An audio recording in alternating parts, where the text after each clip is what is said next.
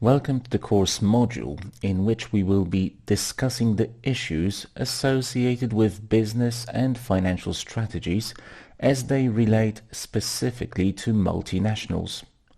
As you will know from previous modules, the financial strategy of a company has to address certain areas such as financing structure, dividend policy, and management's approach to dealing with risks inherent to the company's business.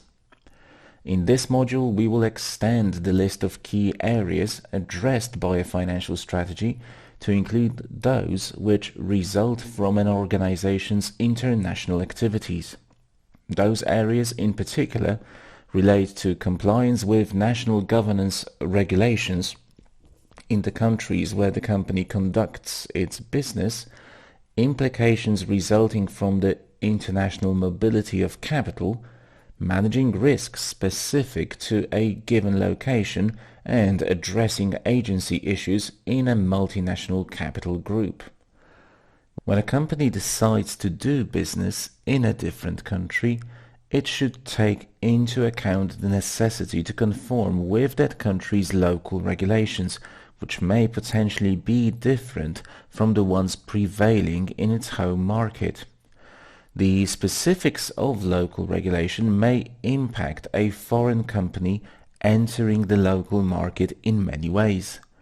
Examples of regulatory measures, which usually differ among countries, are the admission criteria which a company has to meet in order to be listed on the local stock exchange, laws governing situations in which dividends may be paid out and remitted to head office, tax regimes, and other. In any case, it is essential that a company understands the impact and implications of local regulation on its functioning in an overseas market. The increase in the mobility of capital observed globally may help a company avoid certain negative consequences of national restrictions, for example, thanks to the possibility of obtaining financing and paying dividends in the most favorable locations in terms of regulatory environment. It should be mentioned, however, that switching activities among countries may additionally expose a company to foreign exchange risk. Aside from regulation, there are also other risk factors linked to a company's presence in a foreign market, the so-called local risks.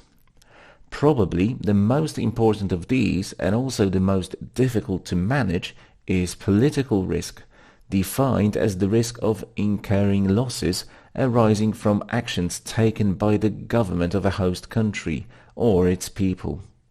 Political risk may actually materialize in many ways, and in this video we will only present selected examples. One of the most drastic cases of political risk is the risk of business confiscation. That is the risk of the parent entity losing control over its assets in a foreign country. Such confiscation may be caused by several factors, including a change of government, revolution, or military intervention. It is thus crucial that a company carefully examine the political stability of a country considered as a target for expansion, including its recent history as well as its relationship with neighboring states. Another type of political risk is the so-called commercial political risk, which occurs when a political change in the host country significantly impacts its economic and business environment. An example of such event is the implementation of subsidies to local producers, lowering the competitive position of foreign companies and, in severe cases, forcing multinationals to abandon their foreign operations.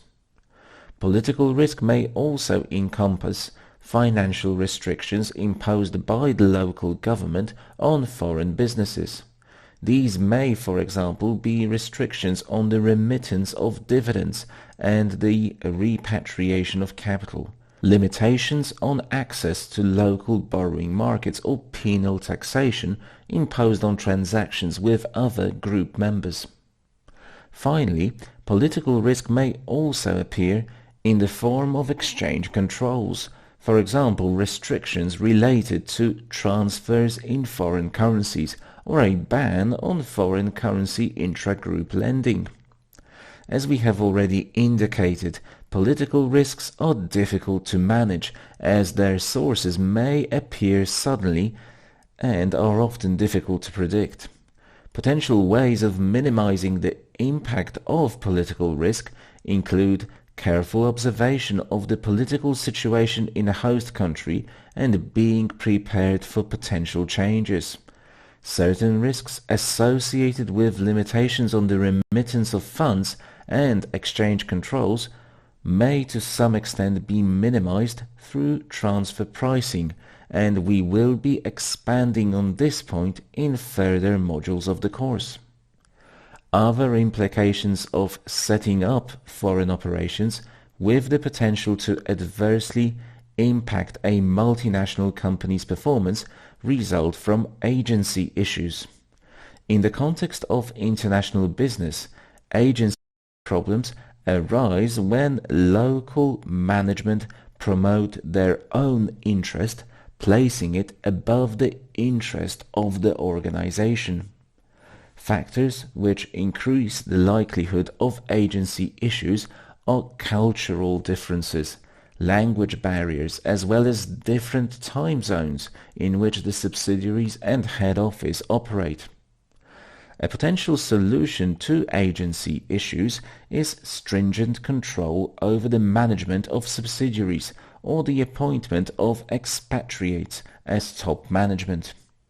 This solution, however, may negatively impact the motivation of the local team, which, thanks to its knowledge of the local business environment, may potentially be more effective in directing certain tasks. Managing agency issues in a multinational company is therefore about balancing between central control and local autonomy. Aligning the goals of a subsidiary with the strategy of the parent organization requires the implementation of suitable corporate governance policies and procedures, application of appropriate management compensation packages, as well as promoting a sound code of conduct. As you can see, the formulation of a business and financial strategy in a multinational organization requires taking into consideration specific factors and risks associated with the political and cultural circumstances of the host country. In the next module of the course, we will discuss approaches applied by multinationals to formulating dividend and reinvestment policies. We will also discuss issues associated with setting up transfer prices for goods and services.